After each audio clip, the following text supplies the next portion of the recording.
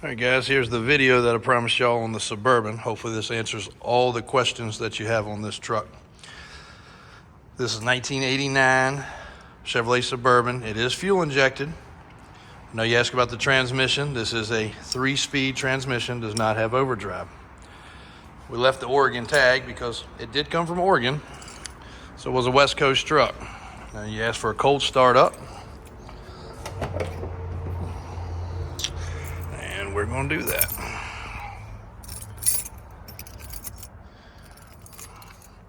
Let you be able to see the gauges here, and then I'll walk around so you can see the exhaust and the running.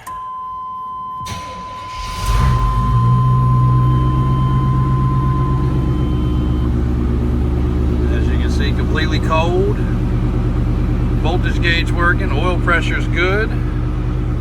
I think you asked about whether it had a tach. It does not have a tach, and it is the 3-speed transmission.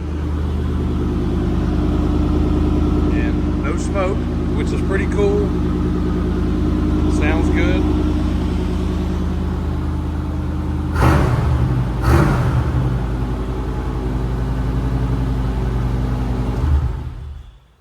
And we did all fresh exhaust. My guy does a nice angle cut tip, keeps it looking like factory. Interior, we'll run over that real quick. Power locks. Work like they're supposed to. Power windows. Drivers. Passengers. Back. Side.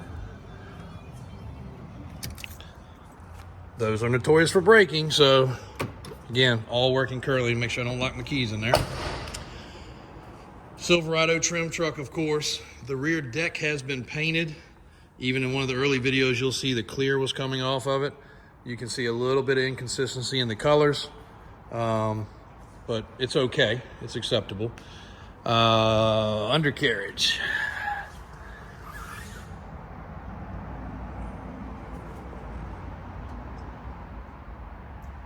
Very original. Frame has been painted. We did the shocks, we did the lift kit. It's got full replacement springs, Fox shocks. You see all the cab support areas and everything are like they're supposed to be. See the exhaust. Gas tank, a lot of them have a problem with rusting on this skid plate because they trap stuff. It's all in good shape. Does have a rear hitch. Down bottom, it did have the old grandpa steps, so you can see the holes that it had. We haven't even taken the time to actually clean all this off, but it will clean up. But at least they didn't pocket and rust out right there like a lot of them do. Now it's had a little piece here painted, a little piece there painted, because you can see a little bit of overspray. We'll clean that up a bit. That was done prior. What else on this truck? You ask about a lower valance. The lower valance is no problem, which it would look good. Unfortunately, not a single truck in the building here has one, I don't think. Oh, there we go. So that will look basically just like this right here on the front. I was hoping out of all these square bodies we'd have one that had it. The lift kit is an 8-inch kit. The tires are 35 inches. You can see they still have the little nubs right here. So very little miles. And 14-inch Bart wheels, which are not available and have not been for almost 10 years. These are out the box, perfect clean, no rust. We did the replacement tie rods, steering arm, Fox shocks, drive shaft is proper, and the sway bars were dropped down. Sway bar was dropped down, not bars. Virginia safety inspection, meaning it was checked for lights, brakes, steering, safety components, yada, yada, yada. That has been performed. Oil change was done. And let's see here. There's your perfect factory dash, overhead console. Let's see if there's anything else in here. Let's go check the glove box. I think it's locked. I'll grab the key and check that. Carpet condition.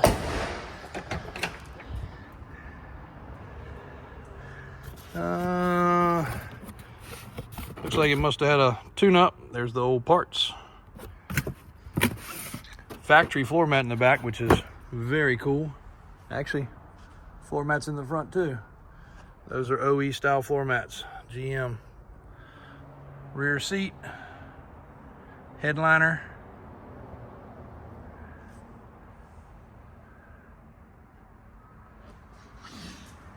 Door panels, bottoms of the doors. And it has little rock nicks here and there, of course, which probably show up in all the videos, but sometimes the light's better than others. And you got a couple spots over here on this side that have been touched up a little bit. A little one right here. Cab light truck, pretty cool.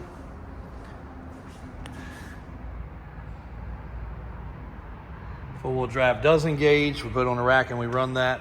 The rear, we did do a spacer to make sure the tires and wheels matched. I'm pretty positive. Let me verify that also.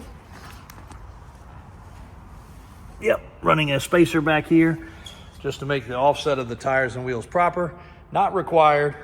Just makes the truck look a little more square because the front of a Chevrolet is wider than the back. Oh, we did about a 30-mile drive on this truck the other day, running some errands, and it has been sitting here ever since. You ask about that. One tiny drop underneath of it. Now again, we did also just recently change the oil, so that could be coming from the drain plug or the oil filter area, but one little drop. So not terrible, figuring how a square body usually is. Of course, this floor is littered with leaks, but that is the only spot underneath this truck right there. Of course, that one's got 3 spots under it, so old square bodies do leak. Let's pop the hood. 350 V8. Of course, wood grain trim because of the Suburban.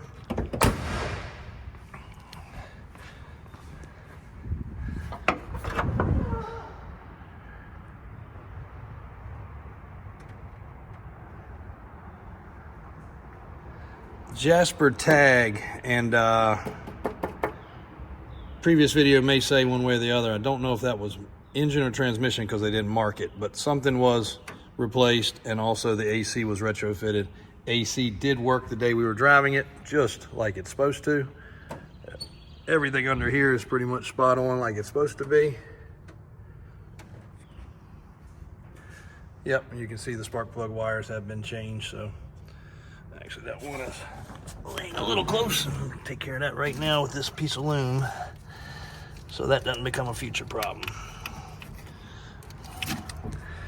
Radiator is also new. I don't think we replaced that, but when we service them, if anything like that's needed, it's done. Has the factory felt under the hood. Though it's weathered and old, it's there. So there it is. 1989 Chevrolet Square Body Suburban, 3/4 ton, 2,500. I think that's a pretty good, thorough going over.